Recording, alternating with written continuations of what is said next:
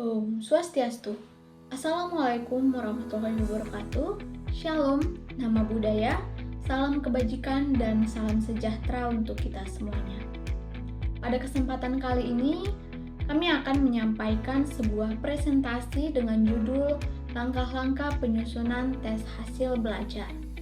Nah, diharapkan topik ini bisa membuka pengetahuan baru dan pastinya bermanfaat untuk kita semua. Sebelum menuju materi, terlebih dahulu perkenalkan kami dari kelompok 2 dan berikut anggota kelompok kami. Nah, yang pertama saya sendiri yaitu Gledi Panjaitan dengan NIM akhir 06, kedua Umdato Ahdia dengan NIM akhir 14, kemudian Radev Adiana dengan NIM akhir 13, dan terakhir Igede Juliarta dengan NIM akhir 21. Nah, di pembahasan kali ini kita akan mengulik 5 submateri. Nah, yang pertama mengidentifikasi tujuan pengukuran atau evaluasi. Poin kedua, kita akan membahas bagaimana membatasi cakupan isi tes. Poin ketiga, menentukan tingkat atau jenjang kompetensi pengukuran. Poin keempat, kita akan membahas bagaimana menentukan tipe butir tes. Dan terakhir membahas tentang menentukan banyaknya butir tes. Nah, untuk materi pertama akan dibahas oleh rekan saya. Baik, di sini saya akan menjelaskan materi pertama, yaitu mengidentifikasikan tujuan pengukuran atau evaluasi. Nah, pengukuran dalam bahasa Inggris dikenal dengan kata measurement, yang diartikan sebagai kegiatan yang dilakukan untuk mengukur sesuatu, yakni membandingkan sesuatu dengan kriteria atau ukuran tertentu atau proses pemasangan fakta-fakta suatu objek ukur dengan satuan-satuan ukuran tertentu.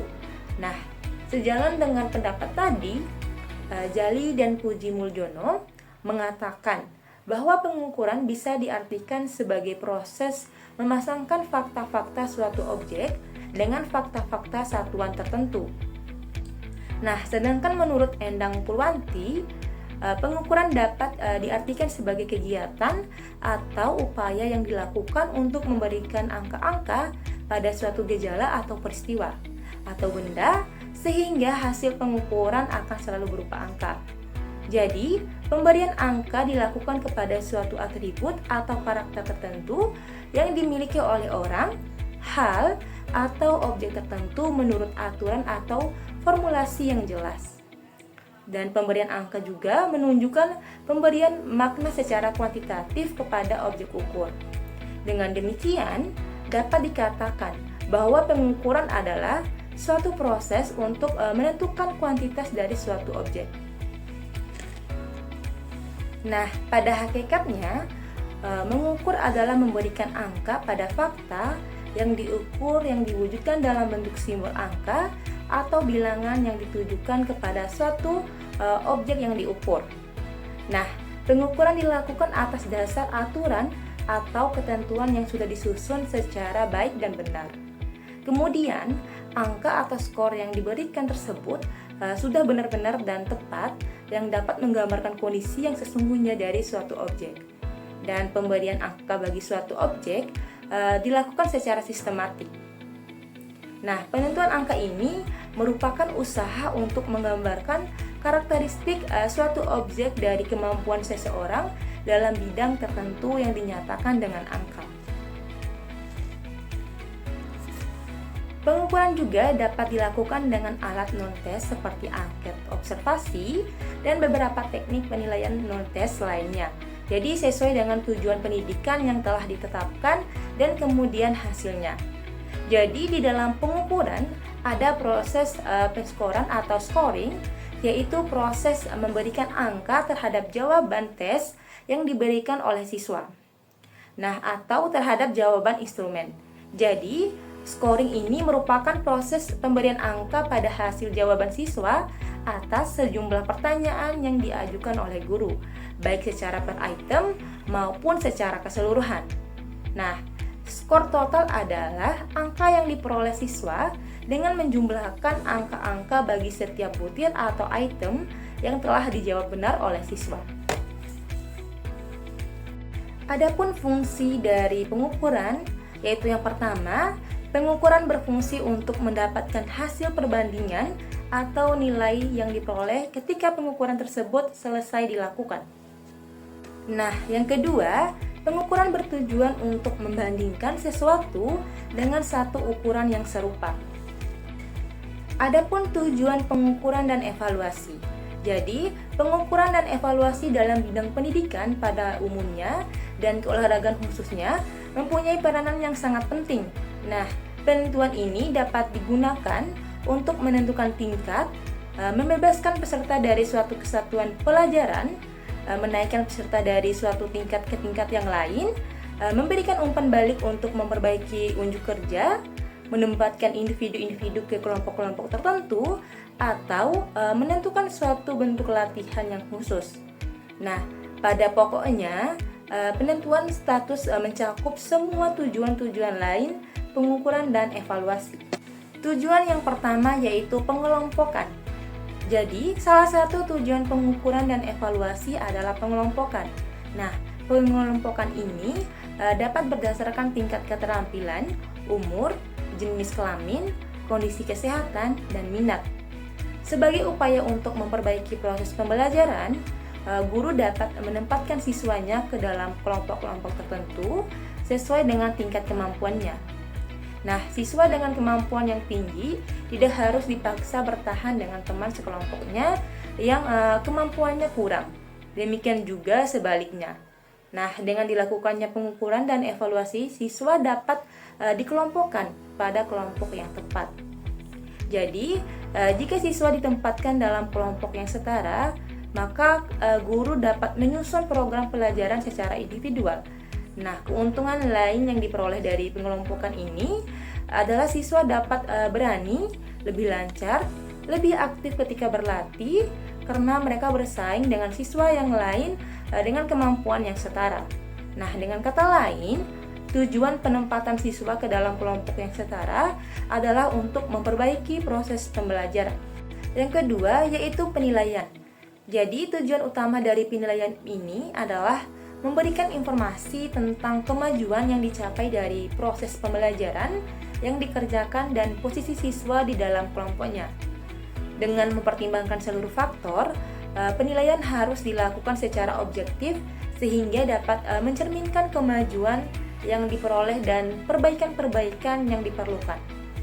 Yang ketiga yaitu motivasi. Jadi, motivasi merupakan kekuatan yang memandu seseorang untuk mencapai hasil yang tertinggi. Jadi, apabila dilaksanakan secara tepat, evaluasi dapat merupakan proses memotivasi yang positif. Dan demikian pula sebaliknya, apabila dilakukan secara sembarangan, evaluasi dapat mengurangi motivasi. Nah, motivasi yang terbesar adalah keberhasilan.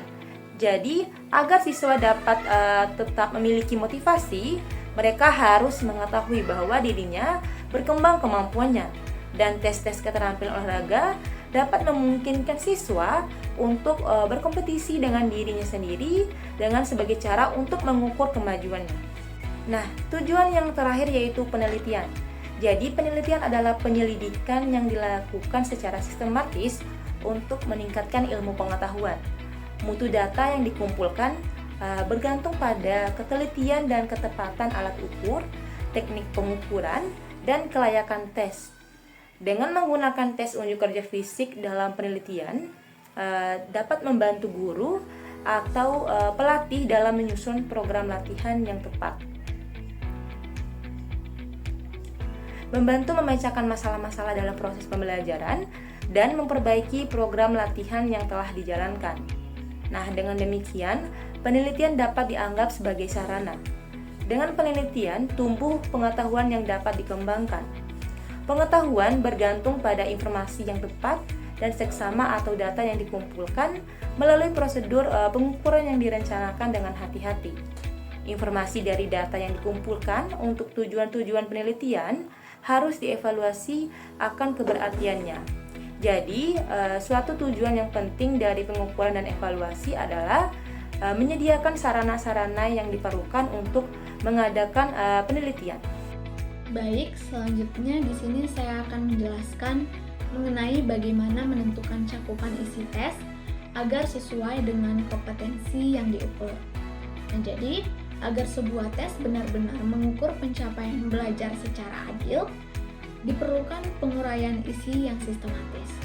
Nah, hal ini bukan hanya untuk memastikan soal tetap berada dalam lingkup materi yang telah ditentukan, tetapi juga agar tidak ada bagian penting yang terlewatkan. Nah, tes prestasi yang baik itu harus memenuhi 3 kriteria utama. Nah, kriteria yang pertama adalah komprehensif. Nah, di sini tes harus mencakup seluruh materi yang telah ditentukan sebagai tujuan ukur. Dengan begitu, hasil tes memberikan gambaran lengkap tentang penguasaan siswa terhadap pelajaran. Kemudian kriteria yang kedua adalah representatif. Nah, jadi porsi soal itu harus sesuai dengan bobot dan urgensi setiap materi. Nah, bagian yang lebih penting dan sering dibahas dalam pembelajaran itu harus mendapatkan lebih banyak soal dibandingkan bagian yang kurang esensial. Dan kriteria yang ketiga adalah relevan. Nah, jadi soal yang disusun itu harus benar-benar mengukur aspek yang berkaitan dengan tujuan pembelajaran. Materi yang diujikan harus sesuai dengan isi pengajaran dan mendukung pemahaman siswa terhadap topik yang diajarkan. Nah, sifat komprehensif dan relevan inilah yang menuntut dan menentukan validitas isi atau content validity. Nah, untuk mencapai validitas ini, isi tes perlu diuraikan berdasarkan bagian-bagian materi yang diajarkan, baik berdasarkan bab dalam buku, baik berupa kategori topik maupun tujuan instruksional dalam silabus. Nah, setelah pengelompokan materi dilakukan, setiap bagian perlu diberi bobot sesuai dengan tingkat kepentingannya. Nah, materi yang lebih krusial itu biasanya harus mendapatkan perhatian lebih dalam soal ujian. Semakin tinggi bobot dalam suatu materi, semakin banyak juga item soal yang harus mengujinya. Sedangkan materi yang kurang penting akan mendapat porsi yang lebih kecil. Nah, dengan pendekatan ini, tes dapat menjadi alat ukur yang lebih adil dan efektif dalam menilai prestasi belajar siswa.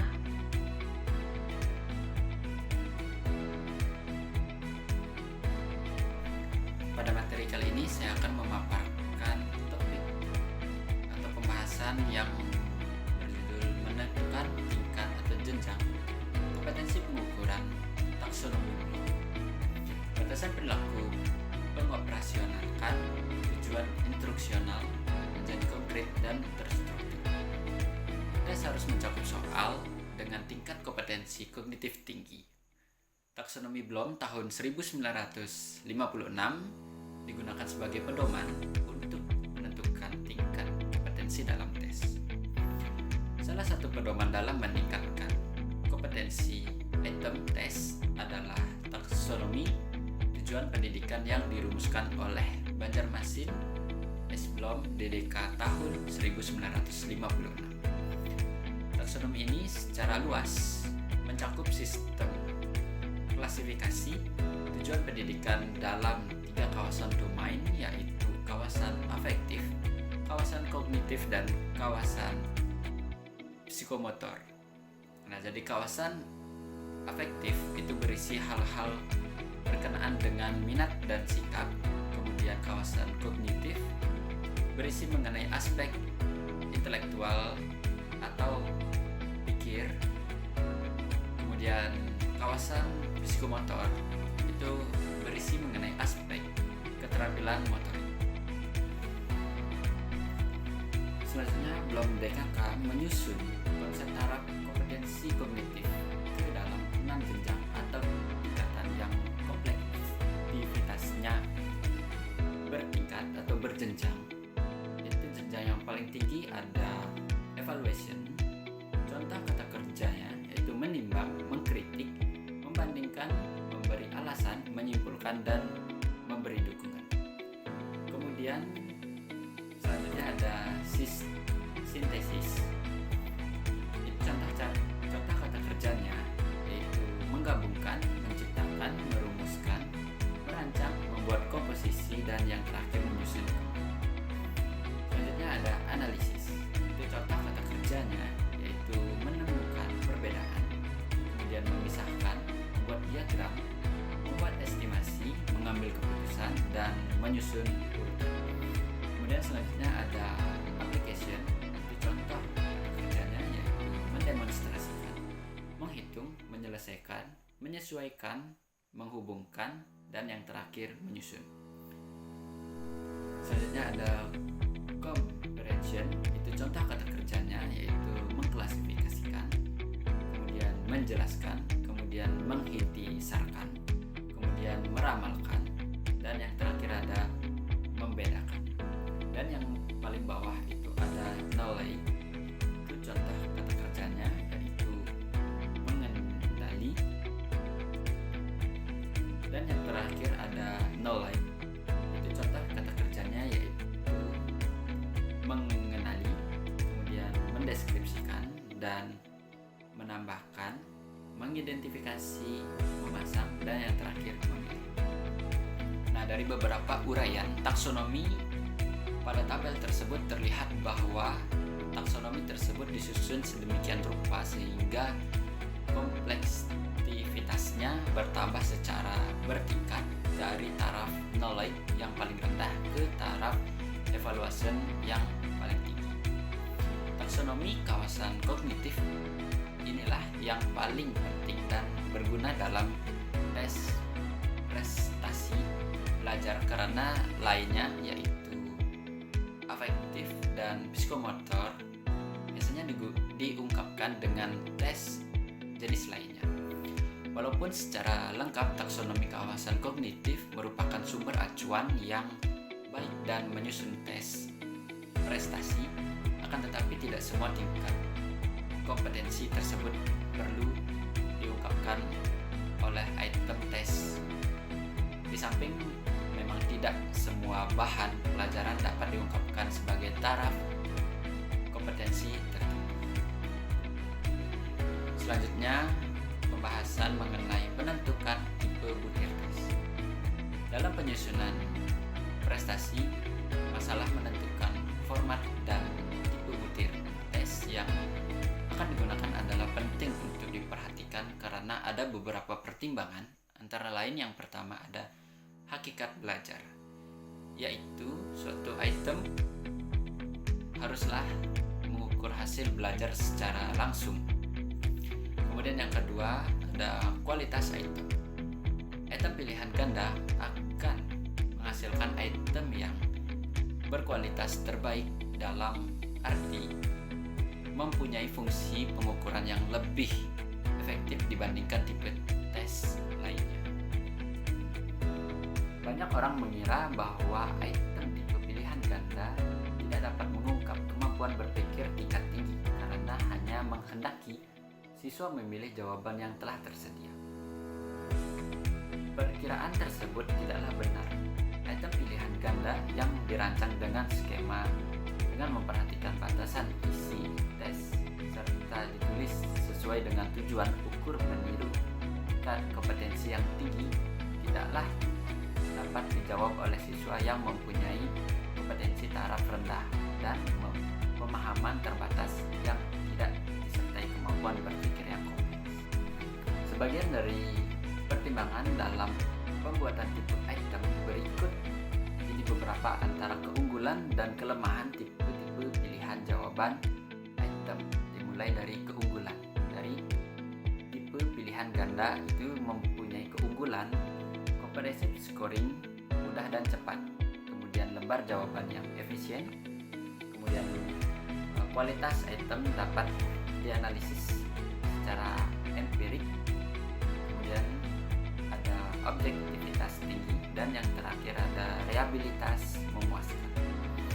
Kemudian dari tipe esai itu memiliki keunggulan mudah dibuat, lebih mudah untuk mengungkap kompetensi tinggi, kemudian bagus untuk mengungkap kemampuan yang berkaitan dengan ekspresi verbal menulis.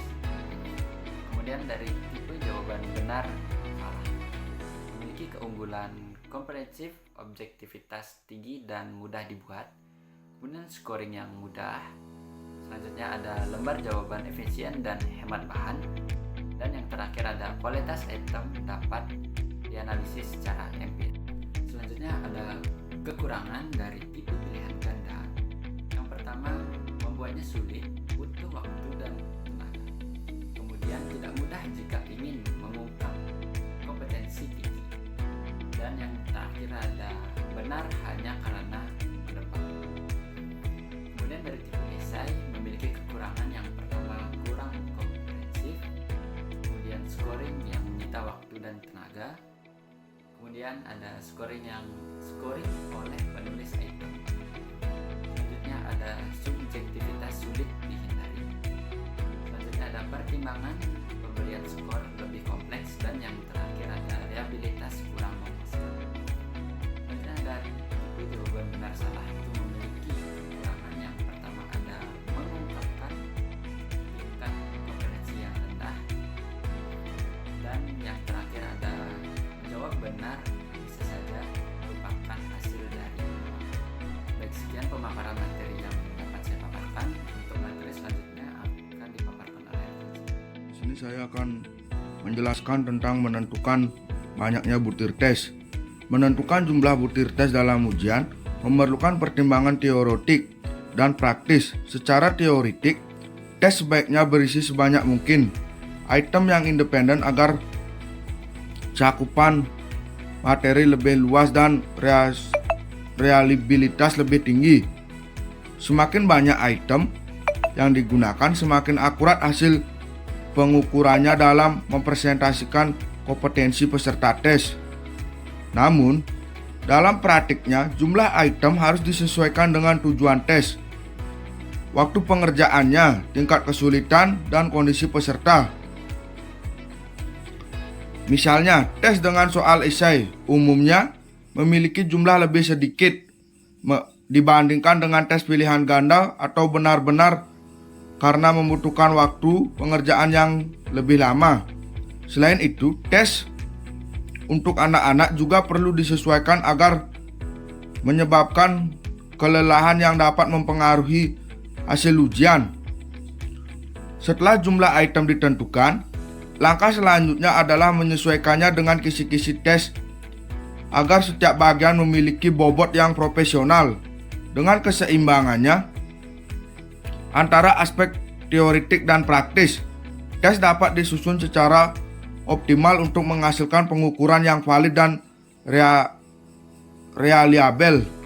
Baik, itu saja yang dapat saya sampaikan. Selanjutnya akan saya berikan oleh rekan saya.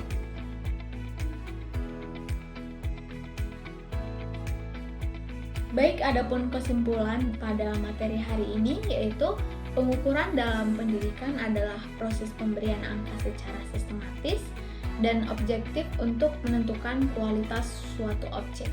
Nah, tujuan utamanya mencakup pengelompokan siswa, penilaian, motivasi, dan penelitian guna meningkatkan kualitas pembelajaran. Nah, dalam penyusunan tes prestasi belajar, cakupan isi harus relevan, komprehensif, dan juga representatif agar validitasnya terjaga. Nah, taksonomi Bloom menjadi acuan dalam mengukur tingkat kompetensi yang terbagi dalam 3 ranah, yaitu kognitif, afektif, dan juga psikomotor. Nah, ranah kognitif terdiri dari 6 jenjang berpikir yang meningkatkan kompleksitasnya, yaitu pengetahuan, pemahaman, penerapan, analisis, sintesis, dan evaluasi. Nah, dengan menerapkan taksonomi Bloom, pengukuran dan evaluasi dapat lebih optimal dalam mengukur kemampuan berpikir peserta didik sehingga pembelajaran menjadi lebih efektif dan sesuai dengan standar yang ditetapkan.